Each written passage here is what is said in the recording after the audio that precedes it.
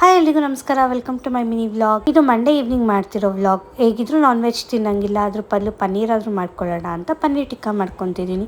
ಹೇಗೆ ಮಾಡೋದು ಅಂತ ಕ್ವಿಕ್ಕಾಗಿ ನೋಡ್ಕೊಂಡು ಬನ್ನಿ. ಮೊದಲು ಒಂದು ಬೌಲ್ ತೊಗೊಂಡು ಅದಕ್ಕೆ ಮೊಸರು, pepper powder, turmeric powder, coriander powder, chilli powder, garam masala, chaat masala ಹಾಕ್ಕೊಂಡು ಅದಾದಮೇಲೆ ಸ್ವಲ್ಪ ರುಚಿಗೆ ತಕ್ಕಷ್ಟು ಉಪ್ಪು ಹಾಕ್ಕೊಂಡು ಅದೆಲ್ಲ ಆದಮೇಲೆ ಸ್ವಲ್ಪ ಆಯಿಲ್ ಹಾಕ್ಕೊಂಡು ಮಿಕ್ಸ್ ಮಾಡ್ಕೊಳ್ಬೇಕು.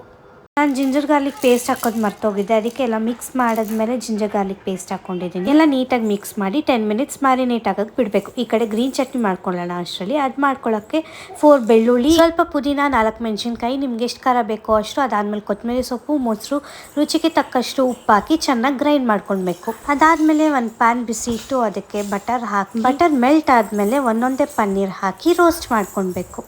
ಸರ್ವ್ ಮಾಡೋ ಟೈಮಲ್ಲಿ ಆನಿಯನ್ನ ರೌಂಡಾಗಿ ಕಟ್ ಮಾಡಿಕೊಂಡು ಅದಕ್ಕೆ ಸ್ವಲ್ಪ ಚಿಲ್ಲಿ ಪೌಡರ್, ಸಾಲ್ಟ್ ಮತ್ತು ಲೆಮನ್ ಹಾಕಿ ಸರ್ವ್ ಮಾಡಿ. ಸಖತ್ತಾಗಿರುತ್ತೆ ಟೇಸ್ಟು. ನೀವು ಟ್ರೈ ಮಾಡಿ ಟೇಸ್ಟ್ ಹೇಗಿತ್ತು ಅಂತ ಕಾಮೆಂಟ್ ಮಾಡಿ.